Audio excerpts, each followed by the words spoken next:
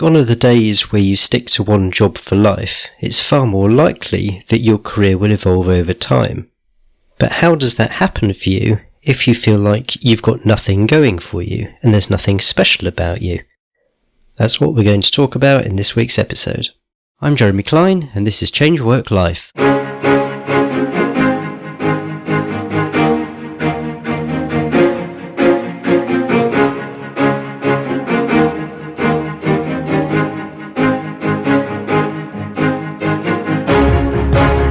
Hello and welcome to the Change Work Life podcast, the show that's all about beating the Sunday evening blues and enjoying Mondays again.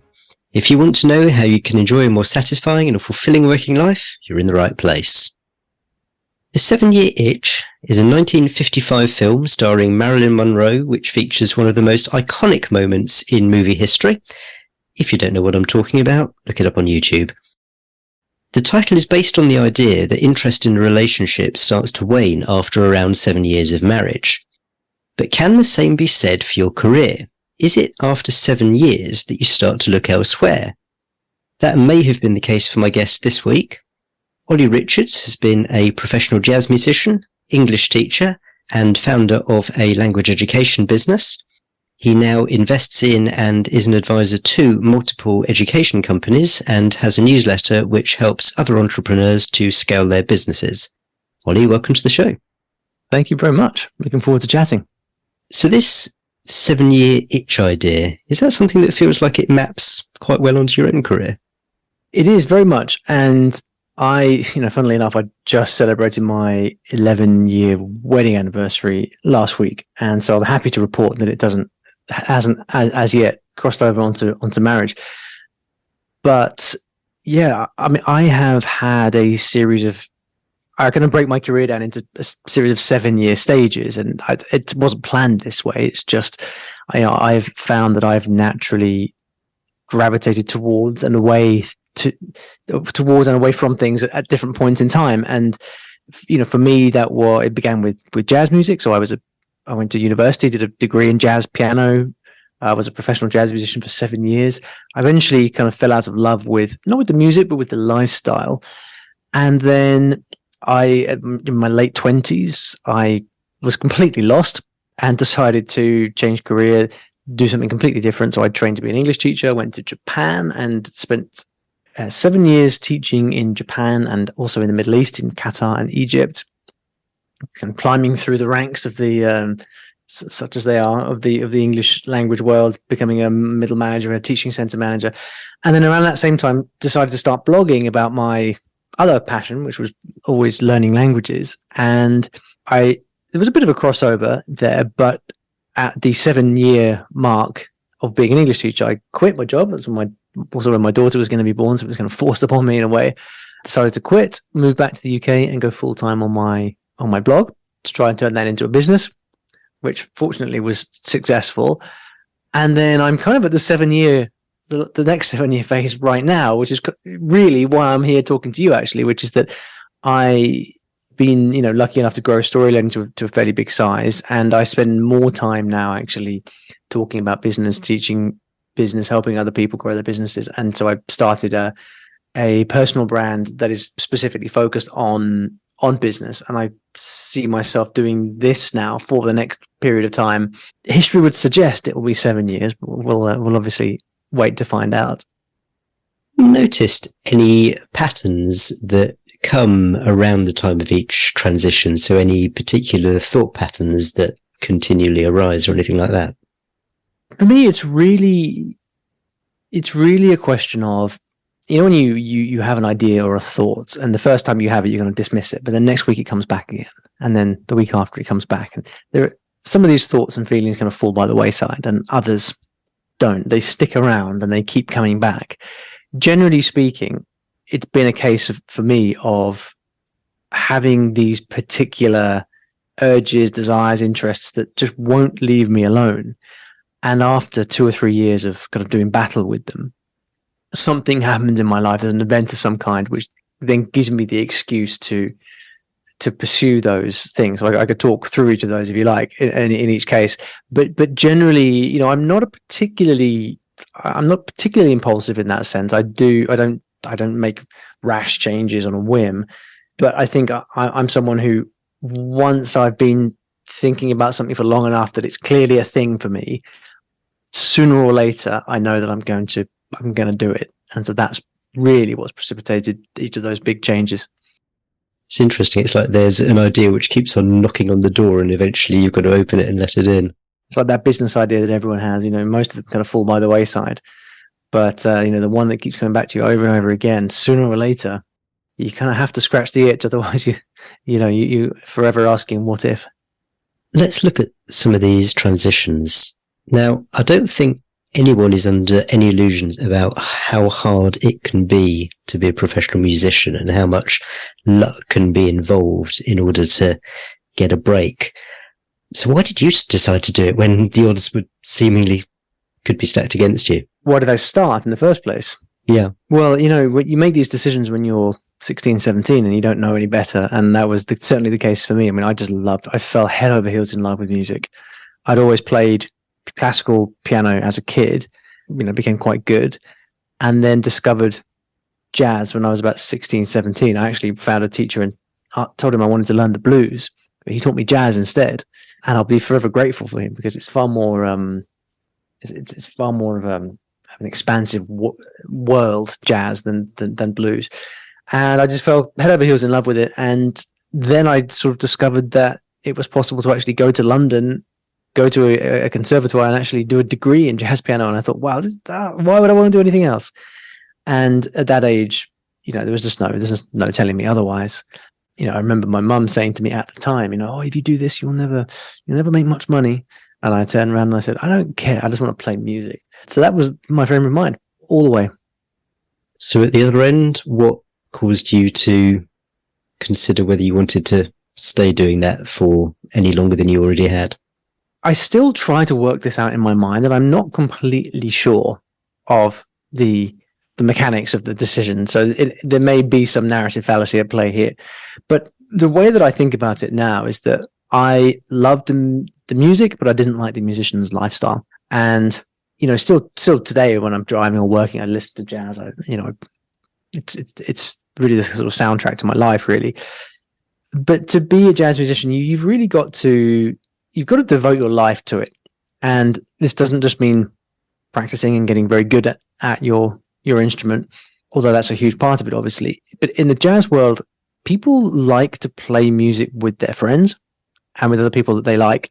And that's how bands are made. That's how invitations get made to join groups. And the more advanced you are in your career, the bigger and more important those invitations become. I've got, one of my best friends, for example, became the drummer with Robert Plant. A guy who became the keyboard player for Pat Metheny. Two huge names. And these are the kind of opportunities that come your way after a while. In order to do that, you really have to live the life through and through, which means going to all the gigs, going to all the jam sessions, hanging out with your friends all the time, and saying yes to every opportunity. If you get a gig on the other side of the country last minute, you drop everything and you go.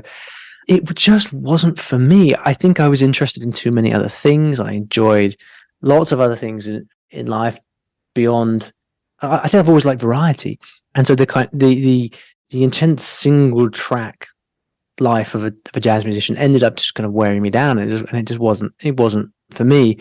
And I started to look for ways out subconsciously. I started to get interested in other kinds of music. I started to kind of back off the jazz. My mind as a 20, 21, 22-year-old is a huge black box. I really can't decode it. All I can really do is observe my own behavior. And usually when we find ourselves pulling back from things, even if we don't know, there's a very, very good reason for it. And I think that's what it was for me.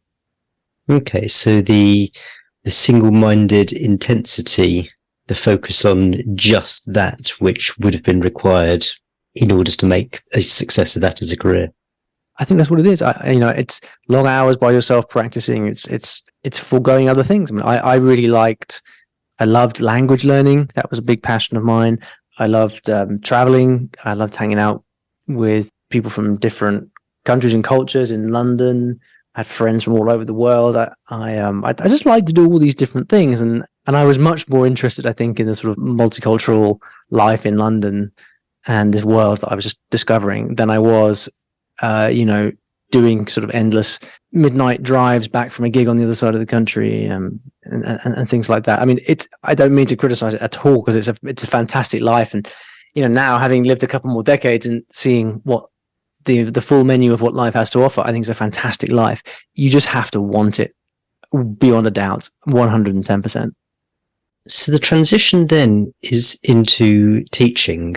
And did you ever think about combining the two? So in other words, teaching music, teaching jazz? Yeah, I actually did that for a while. So I spent 2 or 3 years teaching. I was a peripatetic teacher in a school, in a couple of different schools. And that's what most professional musicians gravitate towards over time, because it's the only way you can earn an income within sociable hours, basically. And so when people get to family age, don't get married and having kids, in order to, if you're going to keep doing gigs in the evening and being away for weeks at a time, it's a very particular kind of lifestyle. And most people find themselves wanting to be at home in the evening and not be on the road all the time. And so they gravitate towards teaching, because it's a fairly good paycheck, and it's regular hours, and it's like 9 to 5 or 8 till 4 or whatever it may be. And so I did a couple of days a week teaching music in a school. Not what I wanted to do. I didn't want to teach music. The reason I got into music was to play it. I loved the music. That's what I love to do. And I always had this lingering feeling that as a music teacher, I'd failed, because it's just not what I wanted to do. Again, it's like nothing against music teachers at all. It's a fantastic thing to do, but it's just not what I wanted to do. And I was very, very clear about that. So the 2 or 3 years that I spent doing that was very much through gritted teeth, like most musicians at that stage. So would you say that you found teaching, so to speak, through teaching music, or was it sort of something else that then led you to move into teaching? I think, was it teaching English you started with? Teaching English, that's right. So, I mean, in the background, the whole time I was doing music, I had spent my time learning languages. That was the thing that I really enjoyed doing. And so I'd always had this slightly romantic vision of the English teacher, just traveling around the world, teaching English, meeting people, doing, enjoying that kind of exotic life. I've known people that have done that, and it wasn't so much for the teaching so much as the lifestyle. I think I just sounded really, really fun. Traveling was always top of my list of things to do. And I think that because I was really into languages and it was such a passion of mine, teaching English was something that I felt like I could bear a lot more than the music, which I'd got into for different reasons. But this was very much about teaching English, but not in the UK education system. So combining it with being abroad. Absolutely, yeah. It was the English teacher life that I wanted. I thought to myself, well, I haven't really got much else going for me, so I may as well at least do something that I enjoy and have some fun at the same time. And so, once I got my qualification, I got a one-way ticket to Japan. I spent 3.5 years there, and it was the best time of my life. The work is hard. The pay is atrocious, but you feel like you're living. You're deeply embedded in another culture. Learning a lot about the world. It does wonders for your confidence, teaching, and your ability to work with people. So, yeah, it was. I had a strong intuition that I would enjoy it and that I would be quite good at it because of my background in languages. Yeah, and that proved to be the case. It's interesting to hear you say that, because teaching, certainly compared with being a professional musician, yes, it's more stable, it's more in demand, but teaching strikes me as a really, really hard thing to do. Yeah, I mean, I think maybe you have natural teachers. I mean, I do feel like I am a natural teacher type. I think that's why, when I started my business, Story Learning, it was with the intention of teaching languages to other people, helping other people learn languages. Even now with my business personal brand, where I'm, teaching other people to, I'm essentially teaching what I know. And I think it probably has a way, it has a connection, I think, with just the way that I tick personally. Often the way that I make sense of the world is by telling other people about it, much to the annoyance of people around me sometimes. But I think through talking, through explaining when I'm talking about different things, that helps me clarify my own thoughts, my own ideas. I think I just gravitate towards it very naturally. Does teaching abroad come with the same baggage that I associate with teaching in the UK?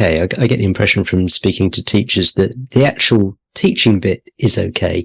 It's just all the other rubbish that they have to put up with on top of it that makes it quite unbearable.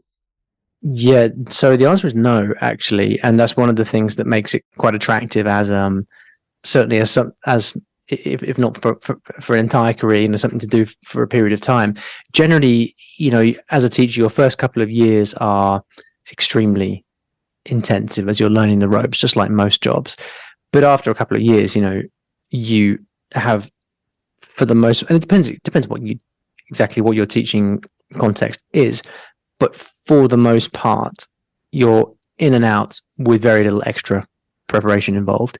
I remember always being shocked by the amount of admin that teachers in the state system here had to contend with. It's really nothing like that. I mean, mostly because, again, not always, but a lot of the time you're teaching adults who are choosing to come in for, a couple of hours once a week to learn English. There's no wraparound duty of care like you have with a child in the education system, where as their teacher, you're responsible for their, for much more than just whether they can tell you, the date of the Battle of Bosworth. It's a lot more transactional.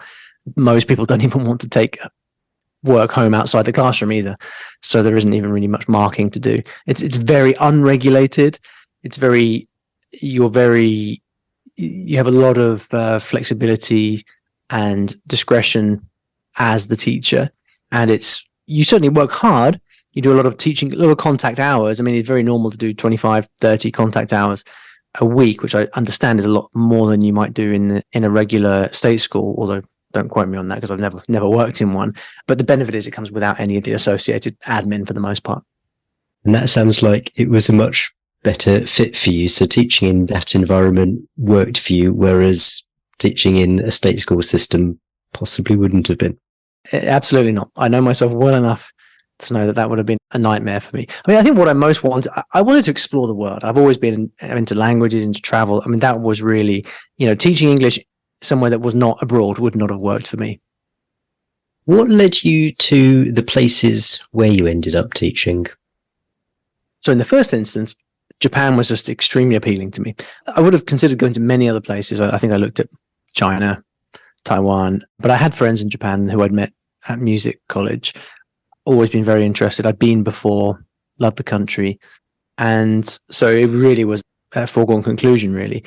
After that, when I moved to Qatar and to Egypt, that was because I started working for the British Council, who, obviously a huge governmental organization. They have a fairly big career path baked into what they do. So you can go from teaching to becoming management to eventually moving into the more diplomatic side of things, becoming, country directors. And that was quite appealing for me at the time because I was early 30s by that point. I had nothing to my name. There was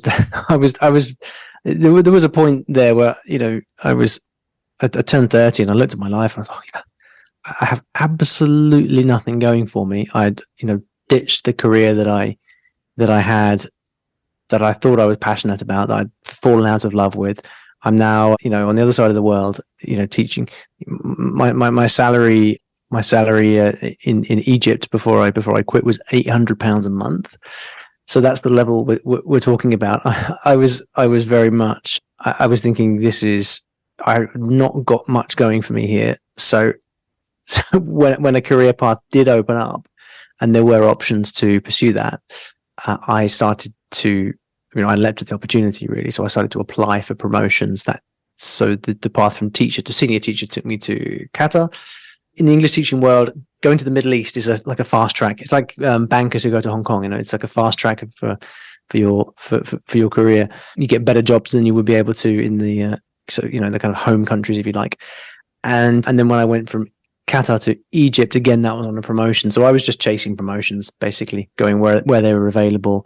Thinking I didn't want to squander this opportunity that I had to progress and make something of myself. Because as much as I enjoyed teaching, I knew that I didn't want to be doing it at 60. So given that, I decided to pursue the path in front of me. Curious, looking in hindsight at your thoughts then. So age 30, I had nothing going for me, which, it's not uncommon. People kind of look around often age 30 and think, oh God, what have I achieved? I really should grow up. Maybe I should go and get a proper job. I mean, in hindsight, was that justified? Was it real? Or is it just a story that we're conditioned to tell ourselves? So I guess the context is that I'm comparing myself to friends of mine who, by that point, were 10 years into a professional career in the city, and they're sort of becoming partners in law firms and things like that. And so because I had no other conception of what the world of work really was, I felt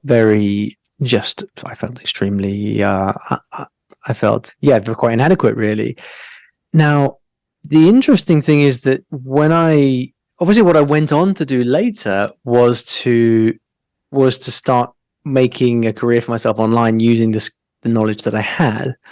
So, to skip forward. So I started on one of these foreign postings. I started blogging about the thing I'd always loved, which was language learning, purely out of passion and the need for a creative outlet. And then it just so happened that I discovered that, hey, blogging is actually a thing. And there are people who are not only making money from blogs, but earning a living and traveling the world, working part-time on blogs. And when I discovered that that was a thing, then I decided to learn a lot about it. And then that ended up developing into the business that I have today. And so, as a musician, 28, or an English teacher at 31 or whatever it was, what I know now that I didn't know then was that I did actually have an extremely valuable skill set. I could speak. I taught myself 8 languages, for goodness sake. I was a very highly qualified English teacher. I'd done certificates, diplomas, a master's degree I even did.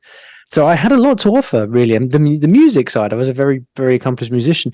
The big thing that the internet did when it really evolved was it enabled people to connect one-to-many in a way that previously only large publishers were able to do. So if you wanted to connect to many people in the past, you had to be a publishing company, a media organization, film studio, that kind of thing. And the cost of production was huge. So it wasn't open to individuals. What the internet did was it enabled someone like me who knew something about stuff to go online and just teach it openly, build an audience who also wanted to learn those things, and then eventually transition that into a business. I now know that I could have done that I could have taught music, I could have taught piano, I could have taught jazz, I could have taught English. Just so happens I decided to teach foreign languages, which was a good move because it's a very big industry with lots of people with lots of spending power. So it worked out well. But I could very easily have decided to do that with, say, piano. And there are plenty of people that teach music online and make millions of pounds a year teaching music online. So yes, it was. I actually had a huge amount going for me. What accounts for the difference is simply knowledge deficiency. I didn't realize at the time about the various economic models that facilitate online earning and online business, or even just the opportunities that come from media distribution from one to many. I didn't understand that, and because of that, I didn't appreciate the options that were open to me. And so the answer is, yeah, actually I had a huge amount going for me, but I just didn't know enough. Nobody at that time really knew enough to make the most of it. And I think this is an important point for 2 reasons. First of all, there's comparison being the thief of joy. And so people looking at peers who are apparently highly successful, partners in law firms, whatever it might be, but also putting a bit of effort into figuring out what you do have going for you. Because you discovered, actually, you did have a heck of a lot going for you. It might not have felt like it at the time, but you really did. And I think most people, when they say, oh, I'm 30, I've wasted my life, all these friends of mine are much more successful than me, if people maybe just take a moment to step back and think, well, what are the things that I've got going for me? What are the skills that I've picked up? What are the things that I've got which I could use? People would probably realize that there's an awful lot more than they think they've got. One of the programs that we run at Story Learning is called the Certificate of Online Language Teaching. So we actually take people who want to work online and are into languages, and we train them to teach English or their mother tongue, whatever, or any language online. And that includes both the skill of teaching itself plus how to attract students and build their own tutoring business from it. Now, what's interesting about that is that when we start talking about the business side of things, one of the key tenets of what we teach is that you have to have something that's unique about you, something that's marketable about you. Because rather than saying, I teach English to anyone who wants lessons, it's much more effective to come out and say, I teach business people to give confident presentations at work, for example, and then to become the best that you can at that particular niche. So we train people to have to market themselves with very, very specific skill sets, because it's a lot easier to attract people that way. But when we begin this process, everyone has the same reaction. There's nothing special about me. I don't have any skills. I don't have any talents. There's nothing unique. What do I have to offer? Why would anyone want to learn from me? We hear it day in, day out. But reliably, as soon as we dig in and ask people, what is your job? What have you done? What skills do you have? Invariably, there are huge amounts of, even the most seemingly mundane jobs have got huge amounts of potential if applied in other spaces. So just to give you an example, I remember once receiving an email from someone saying, I've got the most boring job in the planet. All I do is I type up reports, management reports for an IT company, and it's the dullest thing on the planet. And so I replied and I said, okay, how many people out there, and this was someone who was considering teaching English online. And so I asked them, okay, well, how many people out there do you think work in IT companies around the world? Millions. How many of them work in a English-speaking IT company or an IT company where English is the operational language, the operative language? Again, millions. How many of those people would move faster and further in their career if they spoke better English? All of them. How many of them need to use email or write reports or otherwise convey information by text in English? Probably most of them. So actually, by virtue of being a native English speaker and having 2 decades of experience working within IT companies, you actually have your knowledge base is incredibly valuable for someone in, say, your Southeast Asian middle class person who wants to get a job and migrate to the US with an American IT company. Really, their language skills and ability are a huge factor in determining their success with that. And so for them to be able to tap into the knowledge and experience of someone with your skill set is just huge. And so that right there becomes the basis of an economic model that can allow for someone to then build their own business. Sounds very grand, but that is really what it is. It's about attracting people from around the world via the internet and then offering a service in return. Almost like a Venn diagram, isn't it? It's finding that intersection between the two worlds and making that sliver where they overlap your niche. It's exactly that, yeah. You mentioned that when you started the blog, it was a creative outlet, a hobby. How did that become a business? Great question. Okay, so I could write an entire book on that, but I'll give you the brief version. So by writing a blog, what I started to do was to build a following, and this was a following of people who just wanted to hear what I had to say about language learning. So I was writing things like, if you're learning Spanish, here's how to memorize vocabulary so that you can learn faster. Here's what to do if you struggle with grammar, all those kind of things. How to get better at language learning. There are hundreds of millions of people around the world learning languages. And so I grew a following of people who were interested in the sort of things that I was saying about language learning. Fast forward a couple of years, I now had 20, 30,000 people a month coming to my website, reading my thoughts on language learning. I also asked those people to sign up to my email newsletter, where I would send email tips about more language learning stuff. And I was operating from a place of open-hearted teaching. There was no holding back. I wasn't charging money. I was just teaching everything I knew. And so objectively, for the audience, here was an opportunity to learn from someone who was quite accomplished in languages, which is something that they wanted to do. And I was just there freely teaching it. It's not the kind of thing that in the past you would have had access to. But by writing my blog, I was providing that information. Now, with tens of thousands of people in my audience monthly, and my email list growing to thousands of people, all I needed to do at a certain point was to turn around and say, I've created, I write about language learning week in, week out, but it's a bit disorganized. Every week's a different topic. I've created a course where I show you from A to Z exactly what to do to learn a language quickly based on my 15 years of experience doing it. Cost you $100, and it's there it's there and it's available if you want it. It only takes a relatively small percentage of people in that audience that I built at that point to say, oh yes, please, I really like that. I really benefit from that. And, $100 is a bargain at the price, to start to generate quite large amounts of revenue. And so that's the fundamental, those are the cogs and the working pieces of the business and how it functions. And so that's how I started to generate income. From there, it's really a case of doing more of that.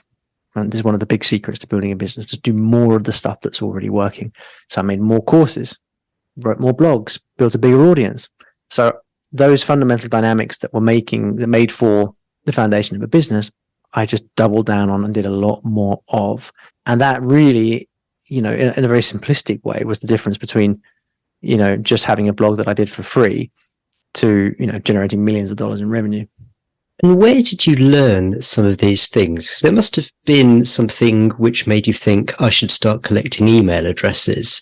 And then there must have been something which made you think, hey, I've got all this knowledge, it's all scattered around, I wonder if people will pay for courses. So where did all that come from? It came from other people doing exactly what I was doing. So when I first started, I started a blog, and I went onto the iTunes podcast. Because I think at the time Apple Podcast didn't exist, it was iTunes, right? I went to the iTunes directory and I just searched for blogging. And I subscribed to 10 podcasts that taught blogging. Of those, 2 or 3 were really good. So I just listened to them. Turns out they were following the exact same model for blogging and online business as I was for languages, freely teaching stuff. And they would teach me things like consistency is the number one thing when it comes to content creation, because that's how you build an audience. Things like email list is something you should do from day one, because sales is mostly done through email, which is not obvious to people. It's things like SEO, search engine optimization, is key, because that's how you attract people on Google. So when someone goes to Google and types in how to learn a language fast, they find me rather than somebody else. All of these things are taught freely on podcasts and blogs, now on YouTube as well, and even TikTok, apparently, although I try to stay as far away from that as I possibly can. But it's all out there for free. All of this information is out there for free.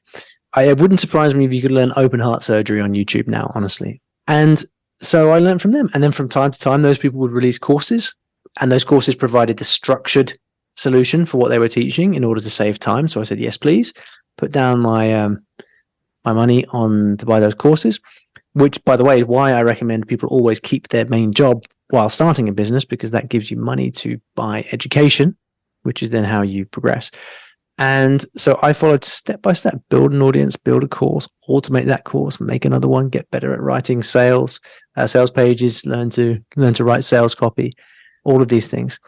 And I invested in my education. I took courses, I learned, I listened, I read, and I just got, a little bit better every year.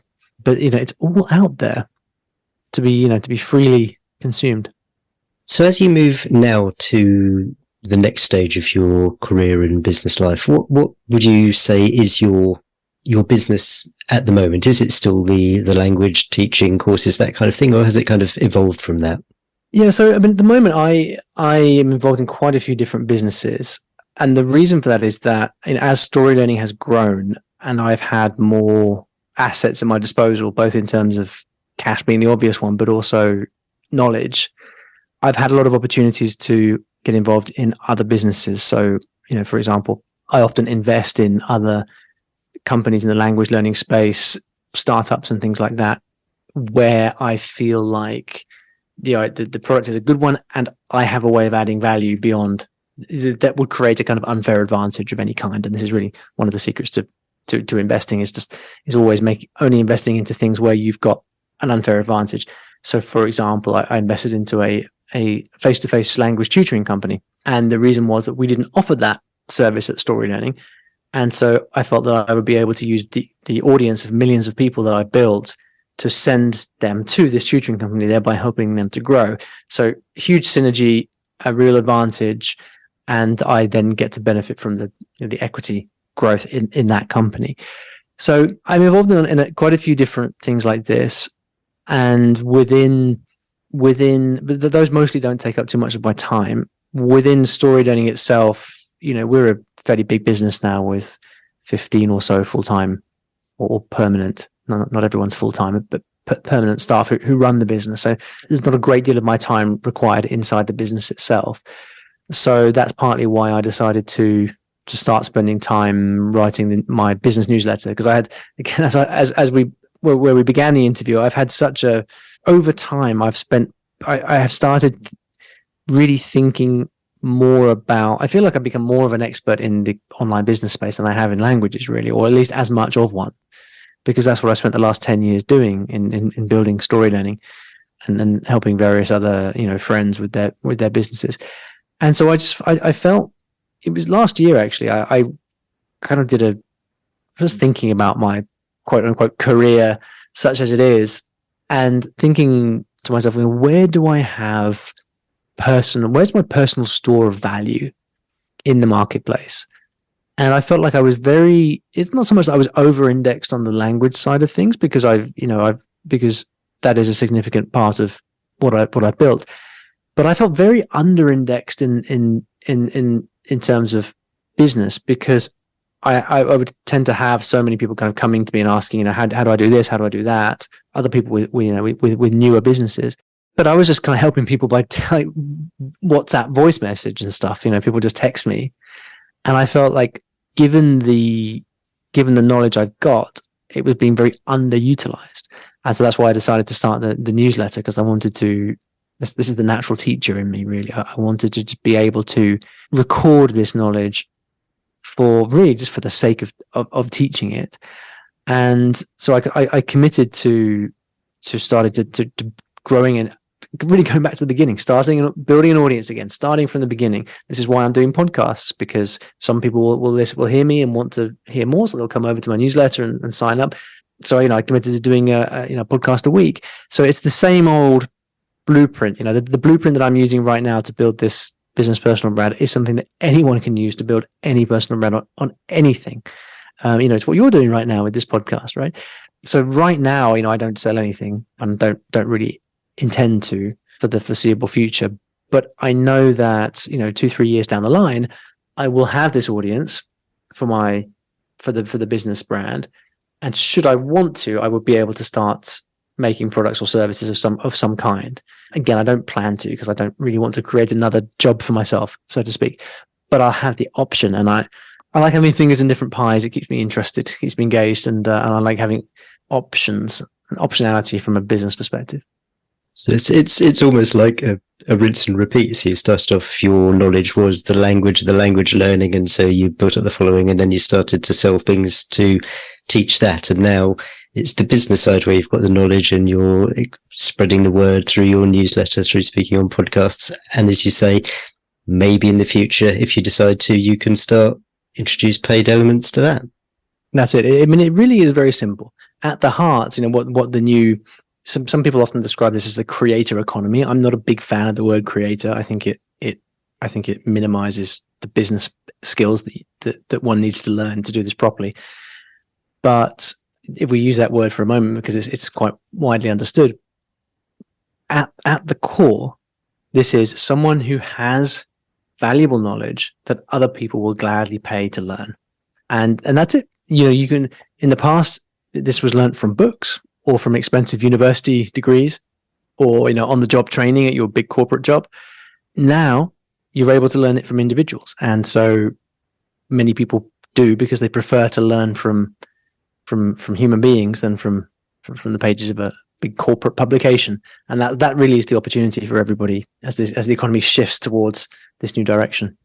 As you look back over your career to date, do you identify any, if you like, red threads which have kind of always been present right back from jazz musician through teacher, through language teacher, through business person? It's something I've been thinking about recently, and I mentioned it a few times. I think it is the desire to fundamentally actually to connect with people. I'm a big people person. I'm not an extrovert. Actually, I'm more of an introvert than an extrovert, or at the very least, at the most, an ambivert. But I really thrive on connecting with people over ideas. And that's the teacher in me, I think. That might be to oversimplify it, but I feel like that's my core value, or one of them. It is teaching. When I taught music, although I didn't like it, I was good at it. I think it's why I was attracted to teaching English, because I was able to sort of be there and work, directly with people to help them learn things. It's what I did with story learning, just helping people learn languages, and it's what I'm doing now with business. So if I wasn't like that, I wouldn't do it, because I'm very I follow my gut on these things. So I think that really that is probably at the core of my identity, is was willingness and desire to teach things. And with hindsight, it's quite fortunate, really, because of the way that the new online economy works. Being a teacher type and being someone who's comfortable and willing to share knowledge works very much to your advantage. And where to next? 5 years, 10 years time, what would you like to have achieved? Recently I've actually just this morning, actually, I texted a friend of mine who's a very successful entrepreneur herself, and I asked her if we could have a chat later this week, because it's something that's been on my mind very much, is that because I've been doing this for the best part of 10 years now, I feel like I'm on a bit of a hamster wheel, to be honest, in the sense of going through the motions, like you just said, rinse and repeat, more of the same. Because because I know how to do it, it's almost on autopilot to do it. And I've started to feel that I think it's perfectly good and reasonable to keep doing what I'm doing, but I feel like I am undervaluing or otherwise underappreciating other things that I care about in life. And so I'm the thing that I'm thinking most about is how to step back a little bit from the business side of things and have the courage. It's very difficult to do, because there's always more, and there's always, it's very difficult to stop doing something when you've got momentum. But I am fairly convinced that money is not the answer to most things. And so continuing to pursue more growth and more money for the sake of it is not wise. Knowing that and being able to behave accordingly are two different things. But I feel like I am a little bit out of alignment with that. So I would, the thing that I would most like to be spending my time doing right now, for example, is to be focus a lot more on health and fitness. I'm 42. I feel like I've got less energy than I did in the past. I want to stay healthy, want to stay mobile, all of these things. I'd like to spend a lot more time focusing on that. And I'd really like to spend a lot more time improving my Japanese, because Japan and Japanese for me is a huge part of my life. I go to Japan regularly. I do speak Japanese, but I've underachieved in that area compared to how much I would like. I'd like to be a lot better than I am. And so I'm kind of fighting this internal battle around having the courage and the confidence to deliberately pull back from business stuff in order to create more space for other things in my life. And I think I feel like it's very difficult to do. And, we've all met seemingly miserable rich people. They're more common than you'd like to think. And I think most of the time, so many of us live very unexamined lives as it is. I'm kind of at a point where I'm looking at my life, the trajectory of my life, and I'm thinking, well, if not now, then when? I'm in a position where I can spend more time doing the things that I want to. So, why on earth aren't I? And so that's, I think, going to be the battle for me for the next few years. Well, that's a really interesting place to finish this interview. And yeah, I'm going to be fascinated to find out, hopefully, where that goes, what happens next. Olly, on your journey, you mentioned other blogs, other resources which have helped you. Are there any which you'd particularly like to give a favoured mention to so that other people can check them out? We mentioned a couple of times about my blog when I first started it. And, the one thing we didn't mention is why I decided to actually start a blog. Why a blog? Like, it's not an obvious thing to do. You're interested in something. Why a blog? The reason I started a blog was because I had read a book called The $100 Startup by a chap called Chris Gillibo. And that book, without a doubt, changed my life, because in that book, I read the story of a chap called Benny Lewis, who was a language blogger. I'd already been at that point a language blogger for 4 or 5 years. And he was traveling the world, making a full-time living from his blog. And he was blogging about languages. And I thought, well, stone the crows. If he can do it, then so can I. And the very next day, I started up a blog directly because of what I read in that book. And what's super interesting is that this new creator economy that we've mentioned again a few times is exactly the same as it was back then. The only difference is there's far more tools to help you. The ecosystem you wouldn't believe how difficult it was to start a podcast back in 2013. I mean, my God, it was crazy. YouTube was barely a thing. Blogging was pretty much the same as it still is now, really.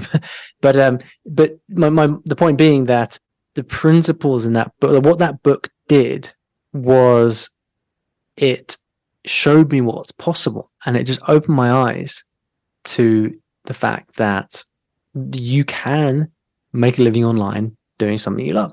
I didn't know that before. And so given that the dynamics of all of this are still the same in 2023 as they were in 2013 when I read this book, I would encourage everyone to pick up a copy and go and read it. It's very, very interesting, very, very easy read, and may well change your life. And if people want to find you and get hold of you and subscribe to your newsletter, where should they go? If you want to subscribe to my business newsletter where I talk about this kind of stuff, you can go to ollyrichards.co. And then when you sign up to the newsletter, you will get a free 118-page case study of my business story learning. I was only going to spend 2 days on this. I ended up spending about 4 months. I basically wrote a book that explains exactly how story learning works. So if you're interested from a technical point of view in the behind the scenes of how a $10 million business actually runs, well, that's there, and it's free when you sign up. I'm also on YouTube. I'm making business videos there. My whole language business as well. If you'd like to learn a language or just check out what I'm doing there, you can go to storylearning.com. You can also find me on YouTube. So unhelpfully, if you search Olly Richards on YouTube, you're going to get both the business thing and the language thing.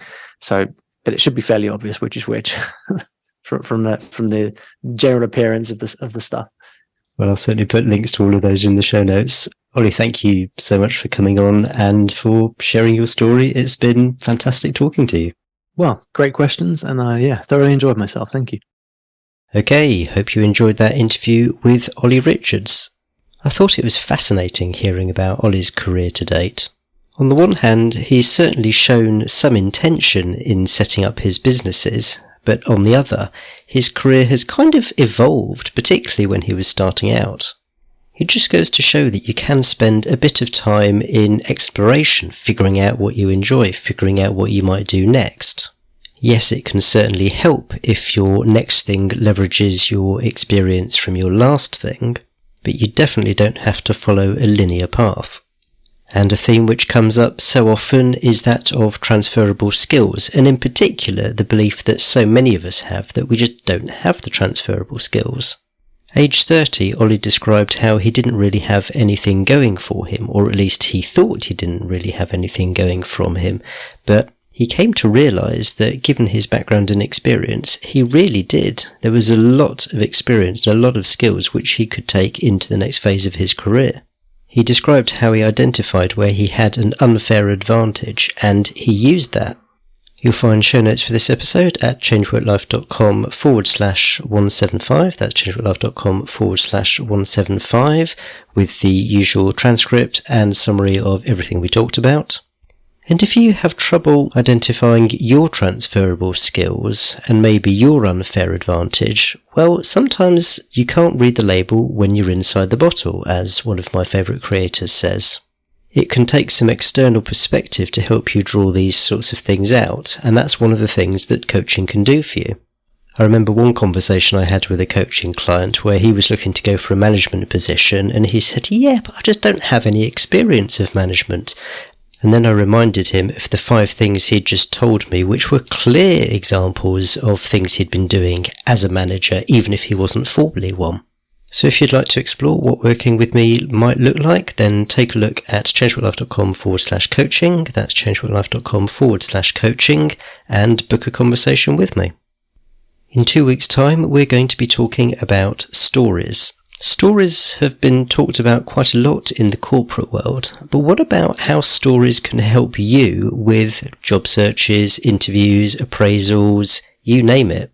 If you'd like to find out how telling stories can help you, then make sure that you've subscribed to the podcast, and I can't wait to see you in 2 weeks' time. Cheers, bye.